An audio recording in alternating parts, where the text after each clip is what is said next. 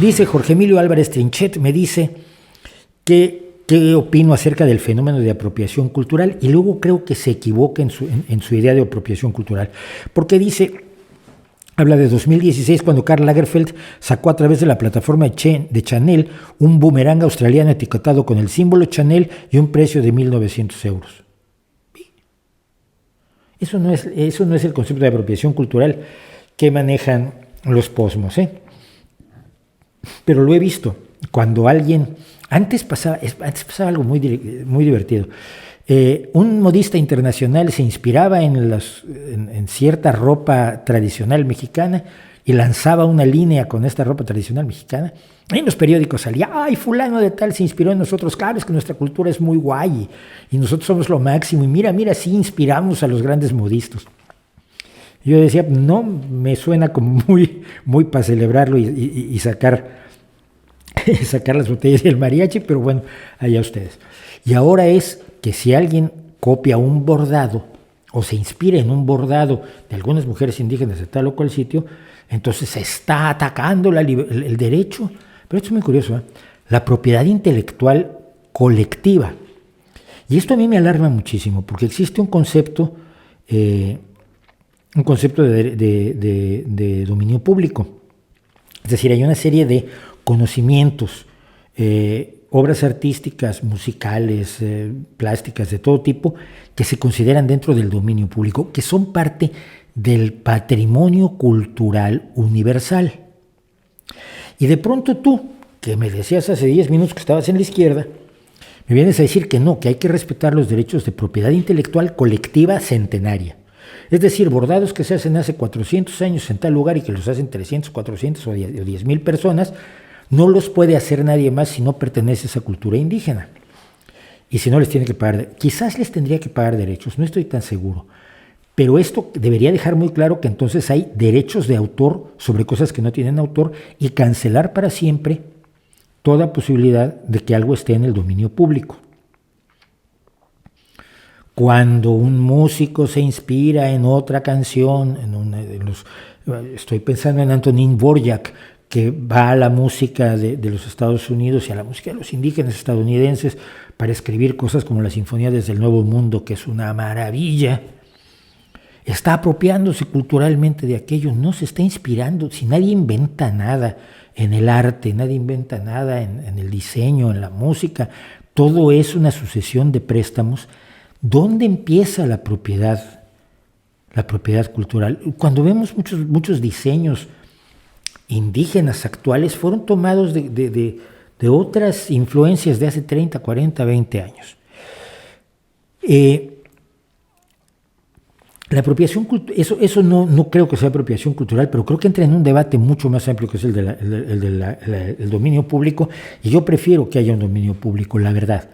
Y creo que decir que algo solo les pertenece a algunos por su cultura, por su sociedad, por su etnia, por su raza, por su idioma, es una salvajada, porque la cultura solo hay una, y es la cultura humana, y así lo he comentado en varios vídeos, como el vídeo de tradiciones. Y lo he comentado aquí mismo, cuando he contado cómo el buzuki griego y el banjo del sur de los Estados Unidos llegan a la música irlandesa, ¿no? Es una cosa extraordinaria. No hay compartimientos estancos en la cultura de verdad. Pero quienes hablan de la apropiación cultural no hablan del pago de derechos de autor por propiedad intelectual, sino que hablan de que tú no tienes derecho a utilizar como forma de tu expresión la expresión de una sociedad a la que tú no perteneces por sus identidades. Es decir, que si tú no eres negro, estadounidense del sur, no tienes derecho a tocar el blues. Si tú no eres aborigen australiano, no tienes derecho a inspirarte en sus dibujos, en sus pinturas, para desarrollar tus obras artísticas. Si tú no eres japonés, no tienes derecho a hacer lo que hizo Van Gogh, que es hacerse de una gran cantidad de ilustraciones japonesas que le encantaban y luego utilizar esas ilustraciones japonesas como inspiración para sus cuadros, para sus pinturas, para sus retratos. Era un absoluto enloquecido del arte japonés Van Gogh. Que esto equivale a decir que un indígena no tiene derecho a utilizar una guitarra eléctrica. Cuidado con eso. Esto quiere decir que un asturiano de Llanes, de donde es mi abuelo, no tiene derecho a escuchar a Beethoven,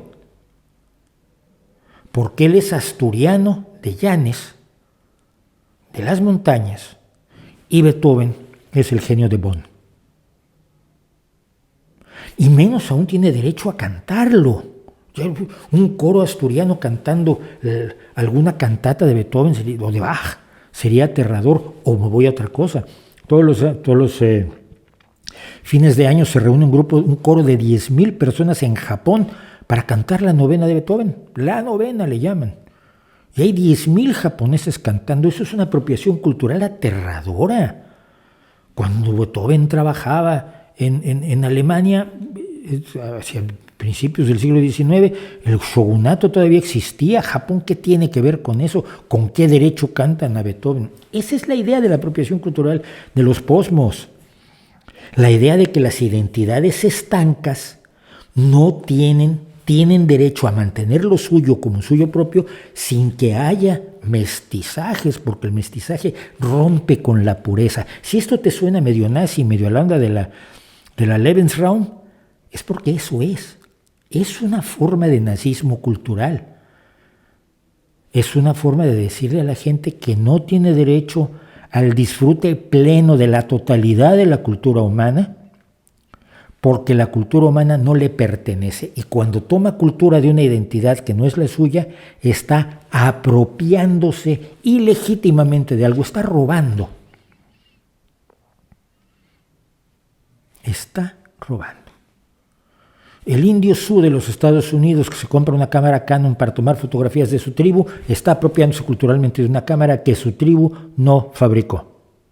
Del mismo modo que un suizo que va con los Sioux y oye cómo hacen sus ceremonias con el tambor, se inspira y empieza a tocar él el tamborcito. No debe, no está bien. Eso no es aceptable. A mí me parece aterrador. A mí me da un miedo enorme, pero sobre todo me parece ridículo porque no hay culturas estancas. He hablado mucho de cómo el folclore musical, de la música en la que yo me he desarrollado, yo me he desarrollado primero en la música folclórica latinoamericana y después en la música del folclore de los alrededores célticos. Ya sabemos que los celtas se inventaron en el 19, pero bueno, del mundo británico y del mundo de todo lo que llaman celta, que incluye el norte de Europa, el norte de Francia y el norte de España, con las gaitas asturianas y las gaitas gallegas y demás. Y todo eso está inventado muy recientemente. El folclore no se remonta al siglo XIII. La gran mayoría de las influencias musicales e instrumentales, el español que fue a Bélgica y oyó una canción belga y se la trajo y la adaptó y ahora la convirtió en cualquier tipo de música española, es un fenómeno real y común y corriente a lo largo de toda la historia. Ötzi, el hombre de hielo descubierto en la frontera entre Suiza e Italia, ese hombre tiene no me acuerdo cuántos años, que quedó ahí congelado y que es una de las grandes maravillas de la arqueología, de la antropología, porque nos ha enseñado muchísimo sobre la cultura en la que se desarrolló. Tenía puntas de flecha que provienen de una cantera del centro de Italia. Ojo, él estaba en los Alpes. Es decir, las redes de comercio que ya existían en muchos lugares del mundo, ¿crees tú que se limitaban únicamente a las puntas de flecha? O a ciertos bienes de consumo, porque tú tienes de comer aquello que me gusta y no, pero yo tengo estas otras cosas que te puedo dar a cambio de.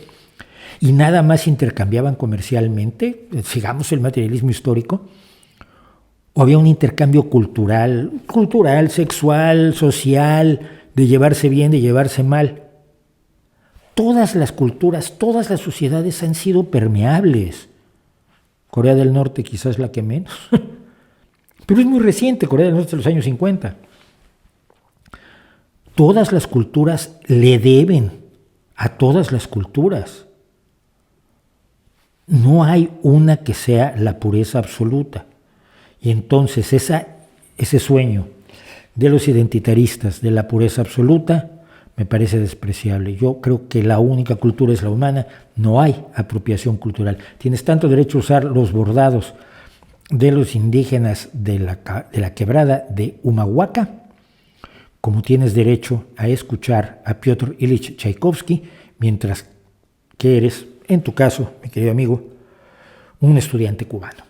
Hola, soy Mauricio José Schwartz, gracias por su visita. Para disfrutar más videos del Rey va desnudo y cosas que sabemos como estos, y para estar informado de nuestros estrenos y nuestros streamings, no olvide suscribirse y activar las notificaciones.